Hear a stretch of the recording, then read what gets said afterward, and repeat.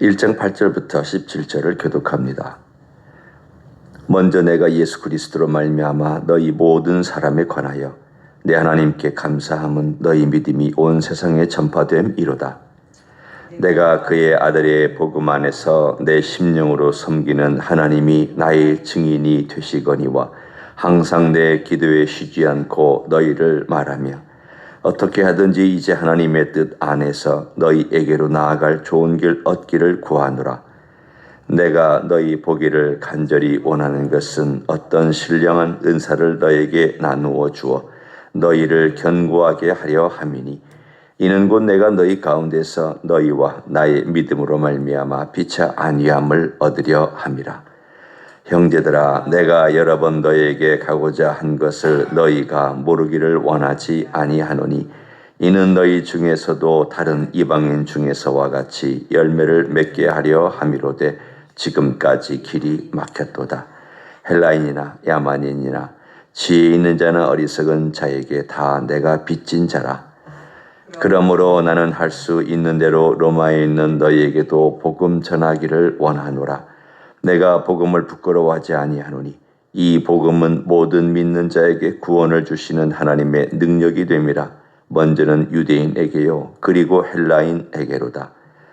복음에는 하나님의 의의가 나타나서 믿음으로 믿음에 이르게 하나니 기록된 바 오직 의인은 믿음으로 말미암아 살리라 함과 같으니라. 아멘. 로마서에는 이 로마서를 쓴 목적이 나와 있고요. 그리고 이 로마서의 주제도 나와 있습니다. 이미 1장 어제 본문에서도 우리가 이 전체 이야기의 가장 큰 핵심은 예수 그리스도다. 그리고 예수 그리스도에 관련된 모든 파생된 것들, 은혜, 복음, 교회, 구원, 이런 모든 것들은 예수님의 핵심에 비하면 부차적인 것이다 라는 걸 나눴습니다. 그런데 그 예수님께서 도대체 뭘 하셨느냐, 그리고 그 예수님께서 어떤 놀라운 일들을 우리에게 주셨느냐, 그것을 오늘 이 두 번째 본문에서 다루고 있습니다. 사도 바울이 세운 교회 아닙니다. 이 로마인 교회는 이름도 없는 그리스도인들이 세운 교회입니다. 우리가 짐작하기는 사도행전 2장에 있었던 오순절 성령에 내려오시는 그 이후로 거기에 왔었던 대부분의 유대인들이죠. 유대인들과 유대교로 개종하기 했던 이방인들 중에 절기를 지키기 위해서 왔던 사람들 일부가 오순절 성령의 내려오심을 경험하고 나서 복음을 받아들였습니다. 그리고는 각각 뿔뿔이 흩어져서 자기 고향으로 돌아갔습니다. 사도 바울이 세우지 않은 대표적인 교회가 로마인 교회하고요, 골로새인 교회입니다. 자기 사도 바울하고는 직접 관련이 없습니다. 골로새는 사도 바울이 우리의 기록에 의하면, 그 기록이 없는 건 우리가 모르니까 방문해 본 적도 없습니다. 그냥 편지만 쓴 교회입니다. 로마인 교회는 아직 방문하지 않고 지금 이제 방문하기 위해서 먼저 편지를 썼습니다. 그 편지의 목적은 11절과 12절에 있는 것처럼 너희에게 신령한 은사를 나눠주고 복음을 좀 더 잘 설명을 해서 너희가 성장하기 위해, 나도 같이 좀 배우기 위해 이 편지를 쓴다. 이렇게 11절과 12절에 그 목적을 나누고 있습니다. 그러니까 이 편지는 사실은 어떻게 생각하면은 우리가 얘기할 때, 굉장한 신학적인 지식이 있습니다. 굉장한 기독교 역사 2000년의 진수가 담겨 있습니다. 라고 우리가 말을 하지만 결과로 볼 때 사실은 단순한 편지입니다. 자기를 소개하고 내가 뭘 믿는지를 소개하고 내가 예수님을 믿는데 예수님의 뭘 믿는지를 소상하게 소개해주는 편지입니다. 자기소개서입니다. 자기소개서인데 자기를 소개하는 게 아니라 예수님을 소개하는 거죠. 왜냐하면 나는 예수님께 불림받은 사람이고 택함받은 사람이고 그걸 위해서 내가 존재하기 때문이다. 그러면서 오늘 본문에 가장 중요한 주제 16절 그리고 17절 로마서 전체 주제죠. 내가 복음을 부끄러워하지 아니하노니 이 복음은 모든 믿는 자에게 구원을 주시는 하나님의 능력이 됩니다. 라고 유명한 1장 16절의 말씀을 우리들에게 선언하고 있습니다. 여기 보면은 바울의 생애의 태도 그리고 뭘 하고 있는지 그리고 뭘 할지에 대한 모든 내용이 이 한 절에 담겨 있습니다. 내가 복음 부끄러워하지 않는다. 사실은 부정적인 말을 통해서 얘기를 했지만 부끄러워하지 않는다. 좀 더 적극적으로 얘기하면 나는 복음을 자랑한다 이렇게 얘기할 수도 있는데 왜 굳이 부정적인 것들을 통해서 긍정적인 것들을 얘기하고 있을까? 다른 게 아닙니다. 사실은 많은 사람들이 복음을 부끄러워하고 있기 때문이기도 합니다. 모르고 있다는 뜻이기도 합니다. 그 말을 바꿔 얘기하면 복음을 살아내야 되는데 영접한 다음 자기 혼자 가만히 갖고 있는 그리고 나서 나 그냥 믿는 건 좋아. 그렇지만 내 옆에 있는 사람은 건들고 싶지는 않고 그 사람에게 복음을 전하면 저 사람이 안 받아들일 수도 있고 나를 어렵게 할 수도 있고 핍박할 수도 있고 어려운 일을 당할 수도 있어. 여러 가지 이유가 있겠죠. 그런 것들 때문에 그 시대에도 복음을 부끄러워하는 사람들이 많았습니다. 제일 큰 이유는 핍박입니다. 핍박입니다.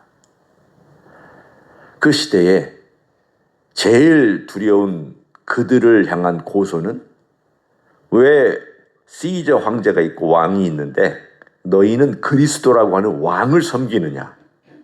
이건 너희들이 가지고 있는 믿음에 문제가 있다라고 해서 많은 사람들이 삶에서 복음을 전하지 못하게 만드는 핍박이 베드로도 그런 핍박 당했고 다른 사도들도 핍박을 당했고 그리고 이 바울도 그런 핍박을 당했습니다. 그래서 부끄러워하지 않는다고 고백합니다. 자기 신앙 고백입니다. 한편으로는 나는 어떨까? 나는 과연 예수 그리스도의 복음을 부끄러워하지 않는 이 복음이 내 삶의 보물 같고 가장 소중한 것이 되어서 이것 때문에 내가 늘 행동의 동기, 가치, 의미, 삶의 목적, 태도, 그 다음에 내 삶의 패턴, 이 모든 것들이 복음을 부끄러워하지 않는, 바꿔 얘기하면 예수 그리스도를 부끄러워하지 않는 그런 삶을 살아가고 있는가? 다시 한번 우리 스스로에게 도전해 보았으면 좋겠습니다. 사람마다 다르죠. 뭐가 복음을 부끄러워하지 않는 것인지 각각의 상황, 각각의 조건, 형편에 따라서 다르지만 오늘도 사도 바울은 이것을 우리에게 던져주고 있습니다. 근데 왜 이 복음을 부끄러워하지 않는가 하면 거기 보면은 하나님의 능력이기 때문이라고 말씀합니다. 하나님의 능력이기 때문에. 만일 이것이 인간의 철학이나 인간의 가지고 있는 윤리나 도덕이라면 부끄러워도 됩니다. 심지어 사람들은 그것조차도 자랑하고 부끄러워하지 않는데 하나님의 능력을 내가 부끄러워한다는 건 말이 되겠느냐? 여러분 한번 생각해 보십시오. 어떤 능력이 가장 큰 능력일까? 뭐 능력이 여러 가지 능력이 있잖아요. 신체적인 능력. 운동 잘하는 사람들 보면 여러분 부럽잖아요. 미국 사람들 2m, 2m 20, 2m 15 되는 농구 선수들 그 운동, 거기서 막 펄떡펄떡 뛰고 그냥 덩크샷 하고 있는 그 능력을 보면은, 와, 저게 사람이냐. 한편으로, 제 기준으로 볼 때는, 야, 우리 인간도 저 정도 크기가 있을 수 있구나. 한 손으로 농구 골대에다 이렇게 집어넣는 그 능력을 보면, 야, 참 특별히 흑인들 가운데 하나님께서 굉장한 신체적인 능력을 참 많이 주셨다. 그러나 그보다 더 좋은 능력은 정신적인 능력이죠. 정신적으로 무언가를 해낼 수 있고, 때로는 정신적으로 환난과 역경을 견뎌낼 수 있는 그런 능력은 귀한 능력이죠. 제가 지금 기독교나 비기독교를 떠나서 다 얘기합니다. 그것보다도 더 귀한 능력이 있다면 도덕적, 윤리적 능력이죠. 내가 다른 사람을 대할 때나 또 다른 사람이 나에게 대할 때 어떤 도덕과 윤리의 기준을 따라서 선을 베풀 줄도 알고, 악에게 저항할 줄도 알고, 악을 미워할 줄도 아는 이런 도덕적인 윤리적인 힘은 굉장한 자산입니다. 그건 타고난, 어떤 꼭 기독교를 아니더라도 타고나서 혹은 배워서 하는 사람도 있습니다. 그러나 거기까지입니다. 인간의 정신, 인간이 가지고 있는 어떤 도덕적, 윤리적인 힘, 그리고 재주 혹은 신체적인 것, 물리적인 힘, 거기까지는 인간들도 다른 인간들보다 좀 더 뛰어나게 할 수도 있고 능력을 가질 수도 있습니다. 그러나 어떤 하나님의 능력이 정말 우리에게 필요할까?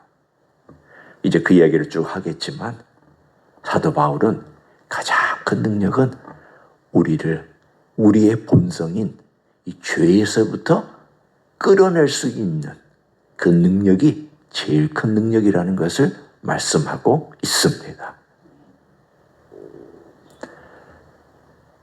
죄에서부터 우리를 끌어내는 능력은 우리에게 없습니다. 우리는 늪에 빠져 있는 사람들입니다. 거기서 허우적거립니다.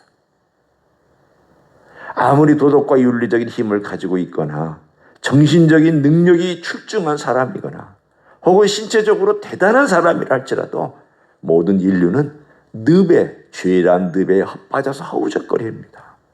이걸 끄집어낼 수 있는 방법은 뭐냐? 나에게 없습니다. 늪에 빠진 사람이 더 몸부림칠수록 더 깊이 들어가는 것처럼 도무지 우리에게는 그런 능력도 없거니와 능력이 있다고 믿는 사람들은 큰 문제죠. 왜 예수님을 안 믿고 왜 예수님에게 돌아오지 않느냐? 그거 아닙니까? 괜찮아. 나 잘하고 있어. 굳이 그렇게까지 해야 돼. 왜요? 바깥에 쓰이는 도움에 손을 뻗어서 도와달라. 나를 좀 어떻게 끄집어내달라. 그런 요청을 하지 않으니까. 그런데 우리는 그걸 알게 되잖아요. 아, 나는 이렇게 살다가 죽겠구나. 이렇게 살다가 죽으면 난 어떻게 되지? 아, 죄 중에서 헤매다가 내가 가지고 있는 이 죄의 본성에서 허우적거리다가 살면 나는 뭐가 되는 거야?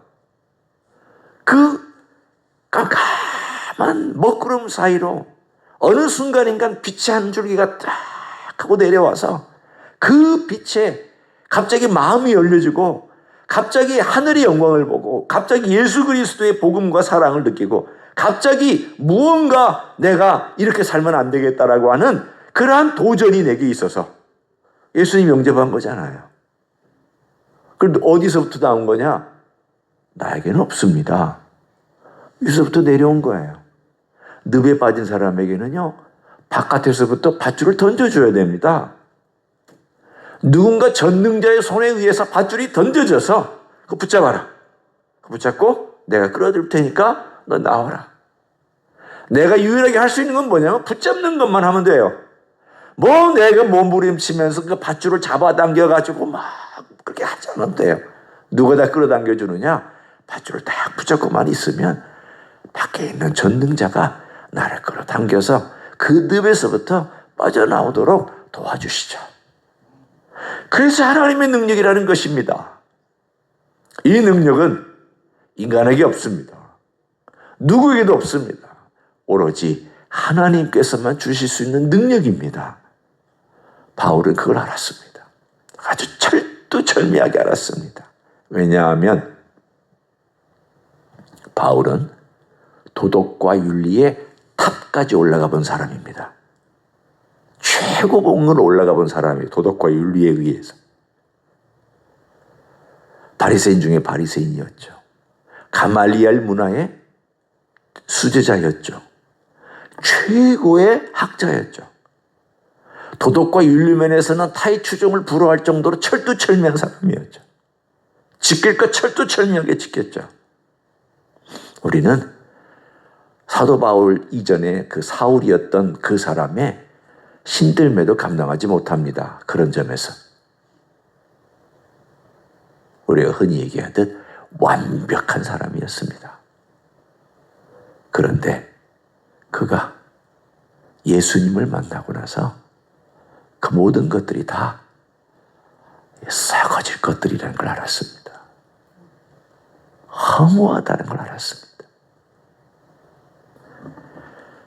중세시대에 토마스 아퀴나스라는 사람이 있습니다. 이 사람은 종교개혁 이전에 13세기 사람이니까 종교개혁 이전에 기독교의 사상을 집대성한 사람이라고 평가를 받습니다. 대단한 학자고요. 또한 그렇게 또 많이 썼습니다. 학자라고 다 글을 쓰는 건 아니지만 방대한 분량의 책을 썼습니다. 안 다룬 주제가 없을 정도로.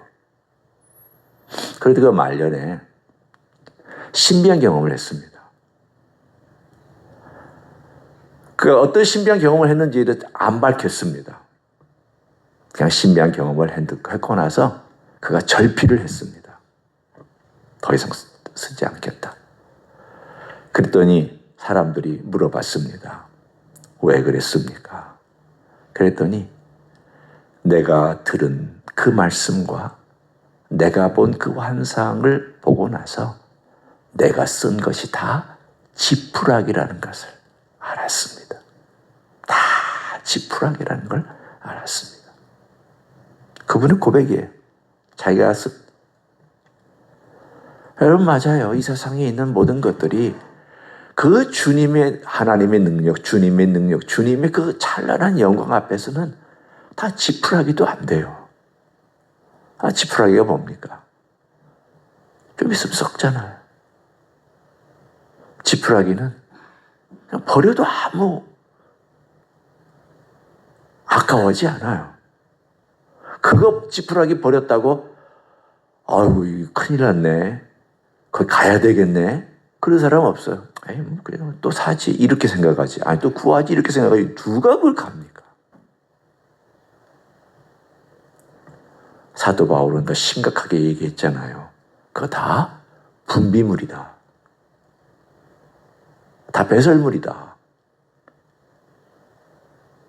토마스 아퀴나스나 사도 바울이나 똑같이 고백한 이야기예요.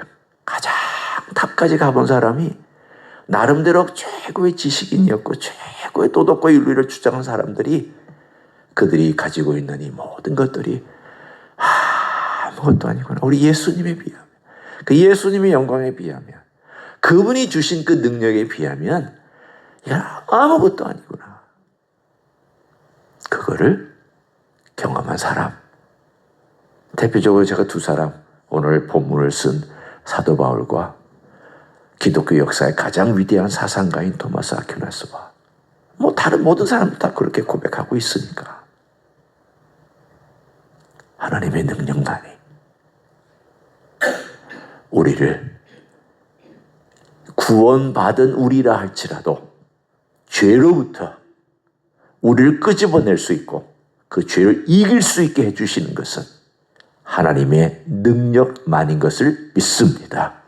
이걸 오늘 하루 우리가 의지하고 이 능력이 늘 내 삶 가운데서 그야말로 들어왔다 나갔다 신선하게 그 능력이 위로부터, 심지어는 성령님이 내 안에 계시다면 성령께서 내 안에 주시는 그 능력이 나를 통하여 들어왔다 나가고 또 들어와서 나가는 이러한 순환의 삶을, 선순환의 삶을 살아가는 하루가 되시기를 예수님의 이름으로 간절히 축원합니다.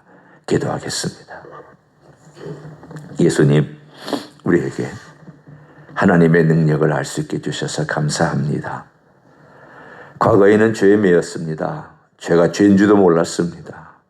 그 죄가 얼마나 심각한지도 몰랐고 그 죄에 매여 있는 그 심각한 종이 되고 노예가 된 상태도 몰랐었습니다.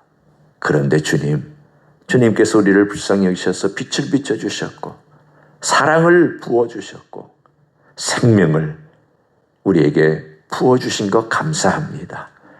예수를 믿는 자에게 하나님의 능력이 된다고 말씀하였사오니 우리가 처음 믿을 때에도 하나님의 능력이었고 지금도 그 하나님의 능력인 줄로 믿습니다.